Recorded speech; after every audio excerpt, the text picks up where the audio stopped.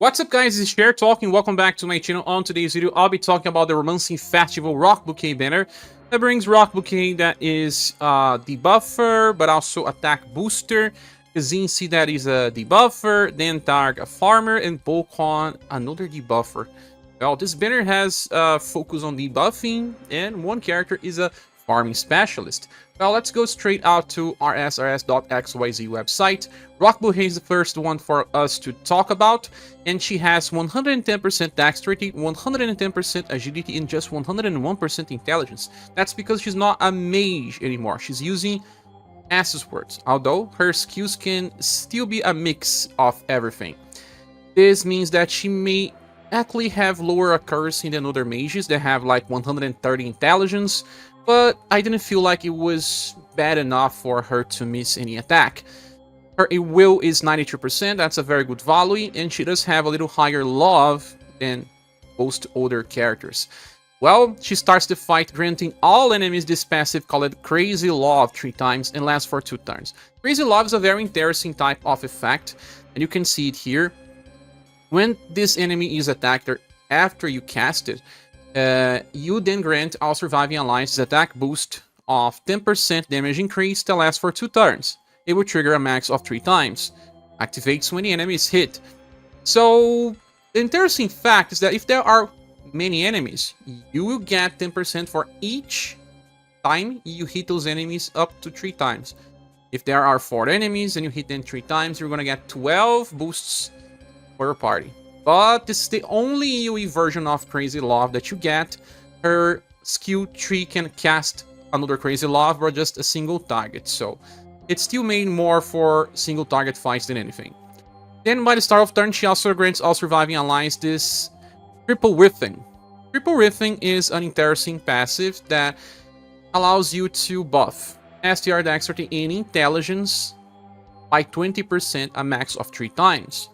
This looks interesting, but also similar to what we got with Metrarch, right? Metrarch has this passive called Stone of Hope, where your characters can buff all of their status by 20%, max of 2 times every turn when attacking as well. So she loses all the other status here, like she loses the endurance, she loses the agility, she loses will, love, and charisma, but then she gets the STR, dexterity, and intelligence by 3 times. 3 times, it's higher than 2 times, but it's just offensive, not defensive. Depending on the fight, it's good because you can bring both characters together and they will be stacking all of these effects, but sometimes you may prefer one or the other. Depends also if you can keep buffing or not. And the only status that you don't get that is offensive is agility, meaning that if you bring martial artists that are based on both, you're gonna get half the effect. And since it lasts for just that turn, you get this on another turn. Remember that buffs last for 4 turns, and they will decay 25% on each turn. By the end of a turn, she also gets 25 points of OG Gauge. That's interesting because of one inheritance she can get into overdrive extremely fast. When landing an attack, she gets 2 extra BP, and also recovers her HP by very small. It's interesting because in her bunny style, she needed to land a weak attack to recover 2 BP. Now she recovers anytime, but she doesn't have anymore a guaranteed chase. She has a guarantee only on overdrive. It's Captive Thunder. Captive Thunder is her skill number 3.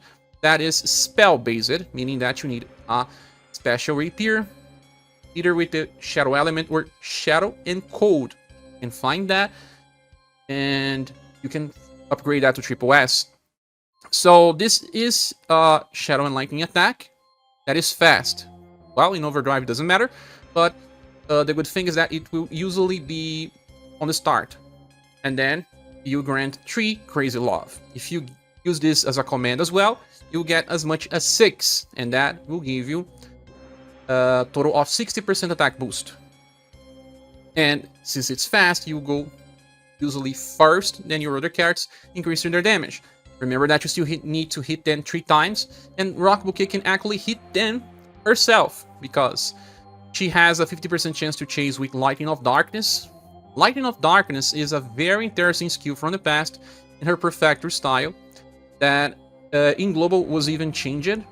it has this attack down. On rank 1, it decreases damage by the enemy by 10%, and also debuffs all status of the enemy by 10% as well.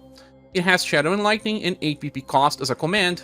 It's not that strong, just as power, but the effects are interesting because you can use Rocbouquet as a debuffer as well, and if you get extra, you decrease damage taken. But it's not reliable, of course. Then she has 50% chance to always chase with Tree Flower. That skill is not that interesting. Tree Flower was from a version of her that was not so popular.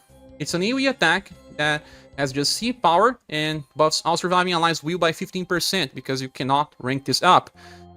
Not reliable. If you want will buffs, you're not going to rely on Tree Flower anyway. So it's just a way to get her more BP so that she can use her best skills. Not like Joe that has 3 hits attack and then a triple S attack. Her chances are much inferior, although I do like Lightning of Darkness.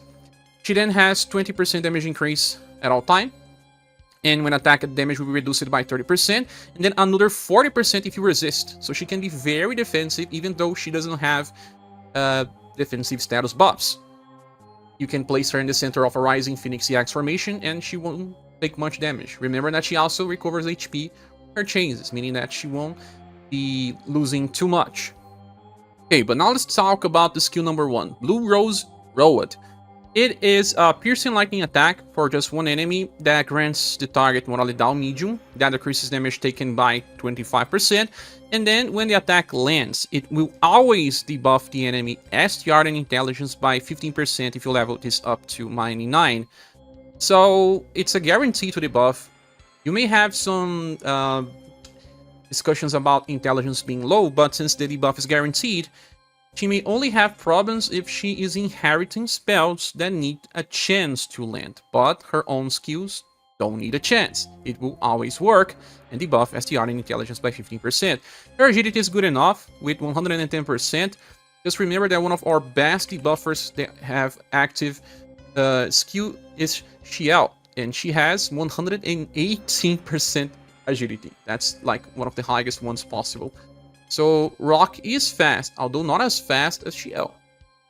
Then we have Violet Rose Road. That is a single target attack, pierce in shadow this time. And it grants the target guard down medium, decreasing the defense of the enemy by 25%. Lasts for 2 turns. Just like morale down, this cannot stack. And will also debuff the enemy endurance and will by, this time, 20%. While endurance and will debuffs are not really important, you will increase a little bit of your damage, but it's not important in keeping your party alive. Morale down and STR and intelligence debuff is more important. And since this lasts for 2 turns, you want to cast this every 2 turns, right? That would depend if you generated enough PP or if you are using someone that will give her a lot of PP. Because you still may want to use Captive Thunder. This time, this is a spell. It will be based on her intelligence. And it's a fast skill, single target, Shadow and Lightning, double S power, and BP cost. When the attack hits, grants the target Crazy Love 3 times like we already discussed it.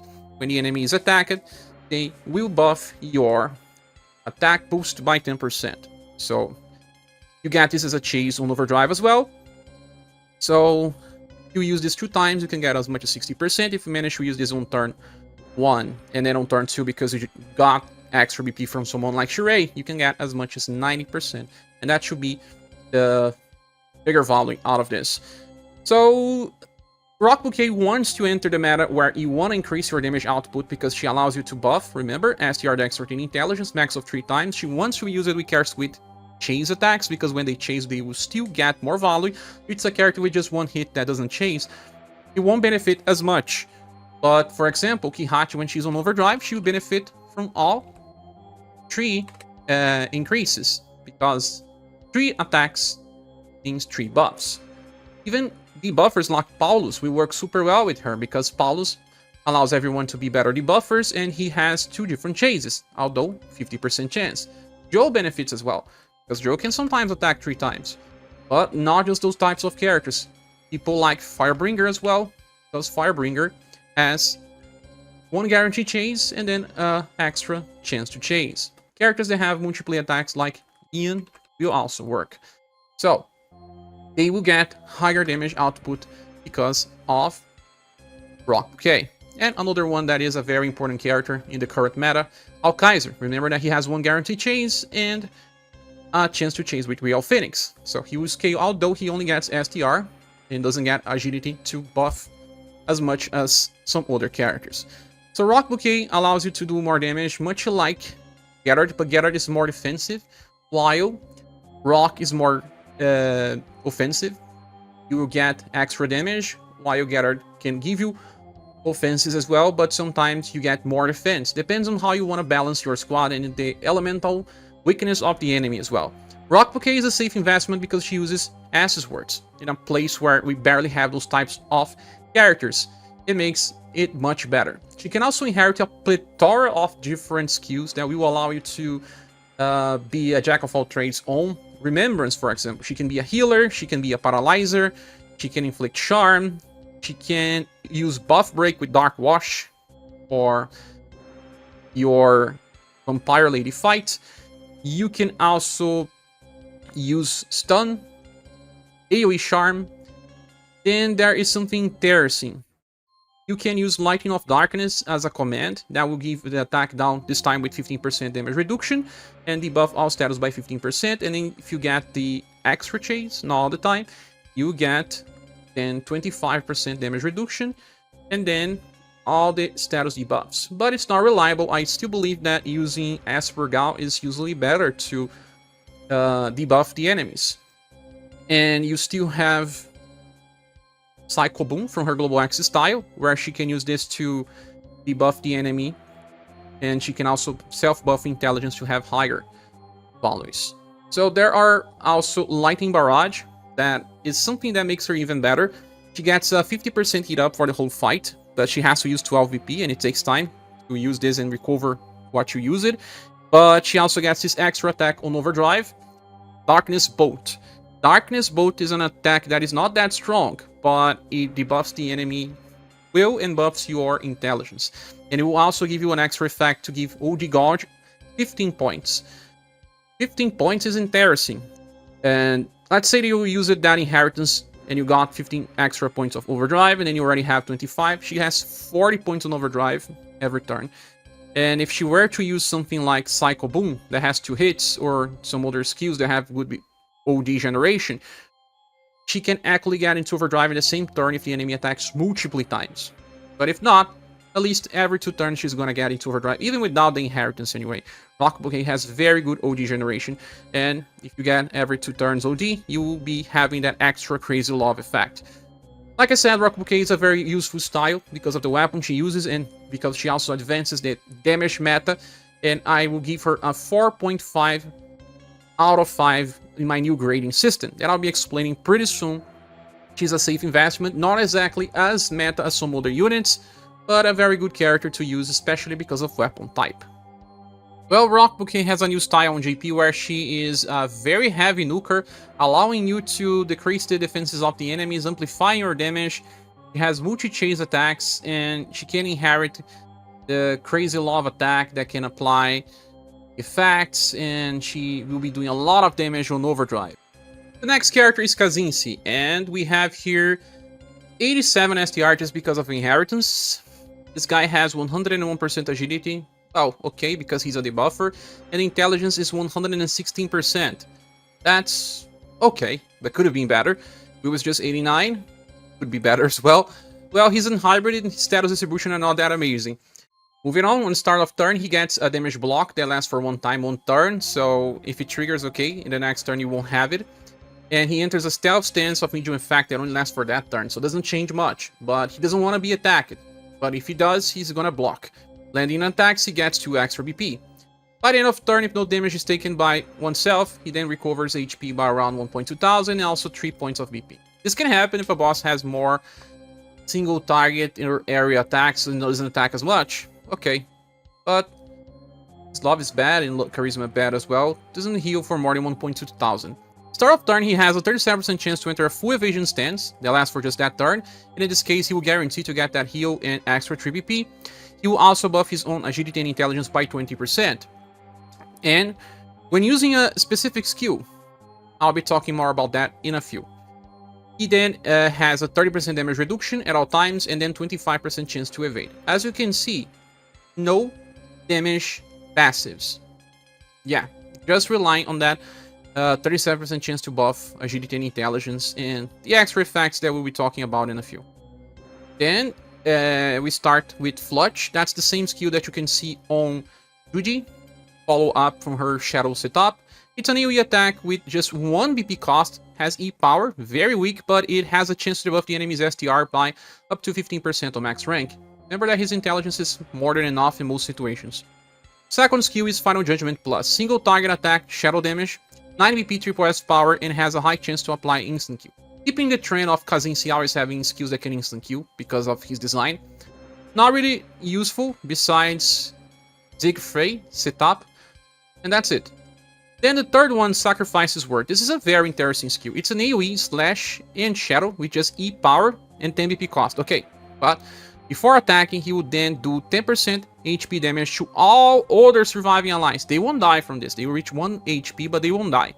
And then he launches an AoE attack. This attack would then debuffs all status for all enemies by 15%. After attacking, he then activates Psycho Noise Plus. Psycho Noise Plus has 20% debuff to intelligence and 20% debuff to will. Okay, so now if you consider that you got that 15% intelligence debuff plus 20, you now have a 35% intelligence debuff. Okay, will debuff doesn't matter much. And it's 2 hits because Psycho Noise has C power. So E power and then C power will feel more like a double S power attack in the end. It's not about the damage, it's more about the effects. If you need very high intelligence debuff, this is okay. When landing an attack, you get 2 extra BP. This is a 2-hit attack, so you get 4 and 3 by the end of turn, so you have 7 BP per turn, and you can keep a perfect cycle of using Flutch and Sacrifice's Word.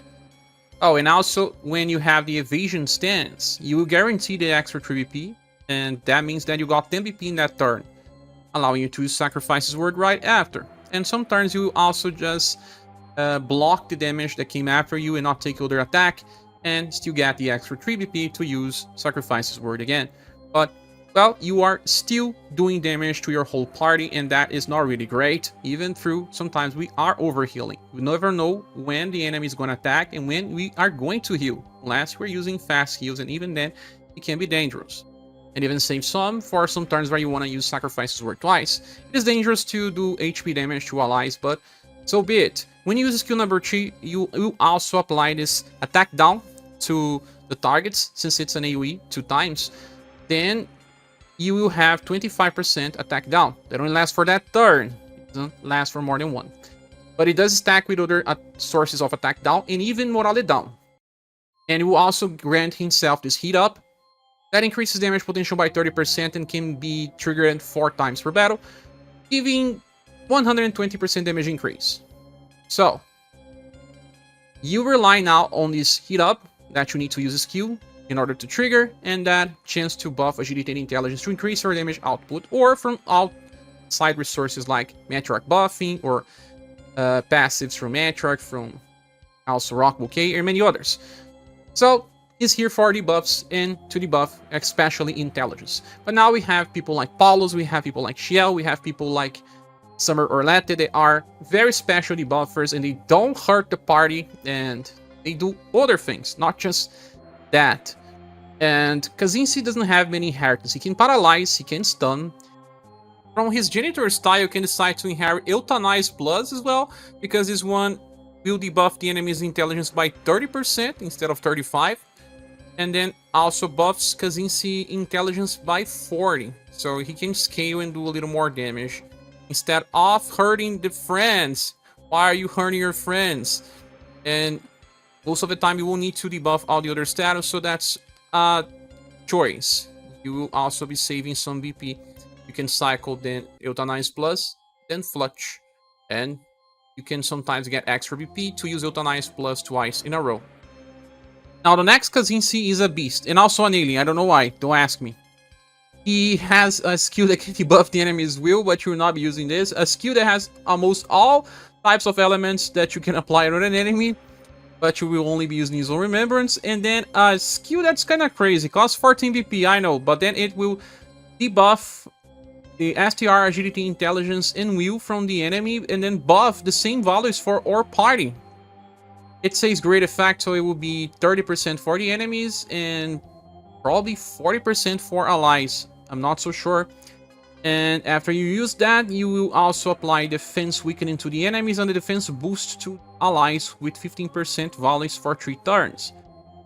You can also self-buff for attack boost, has lots of hit ups, so it can survive well. So, a very useful style that does not require inheritance. The next character is Dantarg, and we have here 125% STR, 103% endurance, and 76% will. 96% agility is okay, but you should just remember that Dantarg is a farmer, and all you need to care about is STR and agility because he can inherit martial arts skills as well, and he wants to go first. But Godspeed's transformation will be very useful for Dantarg. Now, starts the fight with 13 BP and start off a round.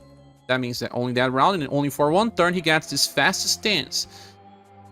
When you have fast stance, you can place Dantarg, for example, in the backline of Rearguard Focus formation that increases STR by 75%. It will override the delay, and then he can attack first. And then he has Critical Enhance. That will increase the damage by giving critical to everyone, so it increases by 20%. And then when landing an attack that defeats the target, you will recover 10 BP, always. So this will generate enough BP to the Dantarg keep attacking. Now, we have 40% attack damage increase when landing weak attacks, and another 50% on start off round when attacking weak targets.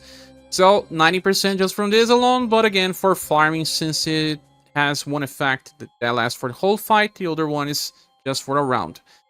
Then we have yet another 40% versus weak targets, and then when landing a critical attack, we get another 30, so 160% increase with a fast stance. And you can just use the Dantarg on a back row of Rearguard Focus, much like you can use Vassalt as well. So they are now the kings of farming. Remember Vassalt? Well, Vassalt has something similar. The fast stance as well has much less damage, but Vassalt has 3 hits with deep power, so that makes it super strong, and it's cold and blunt, and also has a strong attack for single target, also recovers a lot of BP, so it works similarly anyway. They both can solo when farming, and the good thing about Dantarg is that, well, the first skill is free and it's single target, you should not be using this, but we have an AoE Pierce attack that costs 12, and you'll be getting 10 anyway if you kill the enemies with S power. With a triple S weapon, you're gonna do enough damage to kill the enemies easily. It's like using 2 hits with Merlot-Syrah with a little bit of extra power. So Dantarg only hits once. The animation is similar when you consider the running time. And not just big wills, but he can also use Knockout Plus, also S power. But here it's blunt, so you can decide if you want to farm with Pierce or if you want to farm with blunt. The problem is that with blunt, it's a martial arts attack that also uses agility, and the Rearguard Focus formation does not buff agility. So you may actually want to use a different formation, like Dragon Stance EX, that buffs both STR and agility. We also have Conflagration Lance Rush, that's a single target attack with Pierce and Heat. That hits 5 times. If you're using a triple S weapon, this is gonna solo all stages where the enemies are weak to either Pierce or Heat. And it's just one big enemy. So you have AoE Pierce, AoE Blunt. The good thing is that it comes from a Platinum style, so you can get it for free. And you even have something else. If you have the first premium style, you then have this row attack that hits 2 times with Pierce and Heat. And the first hit is weak, but then it casts morale up very large, and the second attack is stronger. But I believe that you already have the AoE Pierce attack, and that's good enough. This one is just adding heat for you have enemies aligned in a row. Now you can find those stages on free quest. But Dantarg is now competing, of course, with Tomoe. You got Tomoe. Tomoe has Pierce and Heat, but I'm talking more about the AoE Pierce here, because that's where she shines. And, of course, Merlot-Syrah. If you already have Merlot-Syrah, you don't really need to pull for Dantarg, but Dantarg has AoE Blunt. But for AoE Blunt, we are running red. That is probably going to stop working soon, because it needs the Dragon's Kzinssie Axe formation to use Raging Will Fist 2 times. His damage is just a little bit above what the enemies have as HP. But Xiao is not going to stop working so soon. And Xiao can work for both Blunt and Shadow. Even better if you have the inheritance of Hymn of the Night Wind. That's fast, and you can use with the Magical Shower EX formation. And she's a very good character since she can also use it on other types of content. So Dantarg is better for those that miss it out on other farmers. It's still useful because he can solo single target stages with Pierce and Heat. For Heat we were running 260G. For Pierce there was nothing really special. So there is a space for Dantarg. It's more about how you evaluate a farming character. Well, I evaluate it when I don't have. But since I have enough, my characters are good enough, I don't think Dantarg is worth for me. But I have Red, I have Xiao, and I have Merlot-Syrah. If you don't have Tomoe, you don't have your Merlot-Syrah, very nice to go for Dantarg. I believe Dantarg deserves a 5.0 out of 5 as a farmer, but as everything else, it's just a 2 out of 5. A very strange character when you consider any type of other content. Maybe just use it on Deathmaster Remembrance Battle, but even then, you would not need this type of power there. It's overkill. So, a farmer for those that need. Well, Dantarg has a new style on JP where he becomes a boss specialist of sorts. He can give you 5 extra BP and keep that permanent in fight. He has attack boosts. He has multi-chains attacks, especially on Overdrive. He gets much stronger. He also has this Forest Power attack for Blunt that can be cross-inherited to allow him to solo stages where the enemies are just weak to Blunt, but he can also just try to apply defense boosts to become more defensive. Well, he is a beast, very strong and useful for boss fights. The last character of the banner is Bokhohn, and he has 112 STR, not a focus for damage. Agility is just 86, this is a problem because he is a debuffer. 93% intelligence is another problem because it's not as high as it could have been. And Endron on 82, Will on 84, very old values. And starting when all allies are still surviving, he has a 50% chance to evade. That's great because 50% chance is very high. Then on start of turn, he will buff STR and intelligence by 20% to make up for that low intelligence, eventually reaching what you want. But if an enemy just removes your buffs on start of turn, then you are doomed because you're not going to buff. When running an attack, he will always changes with Leg Crush. Leg Crush is such a weak attack. It's just deep power, Blunt, and has a chance to debuff the enemy's agility by 10%. So it's one of the worst chances the game has had so far by being extremely weak in the agility buff not mattering too much on the current game, especially on 10%. Then, when attacking, you also have 50% chance to chase with this attack called Gravity Zone. Gravity Zone is much better though. It's the double S power attack with Blunt, and you can see that it removes the enemy's agility and intelligence buffs. So it's a buff break but just for agility and intelligence, meaning that you are going after an enemy that has high speed and uses intelligence for either damage or ailments or debuffs. And then has a chance to debuff the enemy's agility and intelligence. As a chase, it will be debuffing by 15%. And as a command, it will be debuffing by 20% on max level. The attack itself has double S power, and this one is much better than the other. And it actually matters because we are debuffing intelligence, although it's not reliable because it's just 50% chance to trigger. But when it works, it's okay. Then when attack damage will be reduced by 25%, and then 2 BP on the end of turn, 5 BP per turn always. Then attack damage increases by 30%, and when landing an attack, you have a 37% chance to debuff the enemy's intelligence by 15%. So, yet another layer to try to debuff intelligence, yet another RNG chance. If it works, nice, but are you going to restart the fight till these things work? Well, that's not really great. Then, the first skill is the same Leg Rush. So, free skill with the power that can debuff the agility by 15% now as a command. The second skill is support, and it will allow all surviving allies to Debuff the enemy's agility and intelligence 25% of the time by 15% value. It's kind of like this passive first diminution when you have 37% chance, but now you have just 25. And you also grant yourself this chance to debuff intelligence. So now you have 3 different layers of RNG to debuff intelligence. The good thing is that this one has no relation to the intelligence of Bokhohn, and this other one as well, and all of your other characters will not need high intelligence too. So you actually have good chances to land independent of your intelligence. But then nothing really reliable. Let's say that 25% chance, 5 different characters, some turns you can still end up with no debuff, and that may be your end. But if it works, it is okay. But then again, I will not rely on it. Then skill 3 is Gravity Zone, like we discussed it. For 8 BP, you have that 20% debuff to agility and intelligence if your intelligence is high enough to land.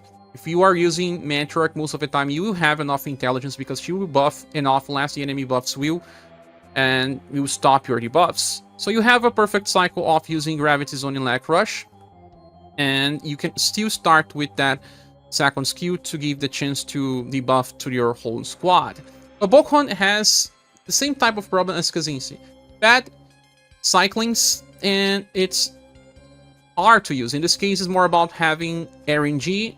In the case of Kzinssie, it's because of hurting the party. So I don't really like this as well, and there's no many inheritances that make sense. Like, you can paralyze and stun for Remembrance. Well, there are plenty of cards that have access to Seismic Strike anyway. You can debuff STR if you want with Crushing Blow. This will debuff STR by 15%. It's okay because of the 3 BP cost only. And from the Christmas style, you have Poison and Paralyzes too. For Remembrance, Poison will work on Carmine. Miserable Wish can debuff Dexterity if you desperately need. That's a 20% debuff. Or Mirage Hit, that's cheaper for 15% debuff. In the end, I think there is some problems with this guy, because he is all about RNG.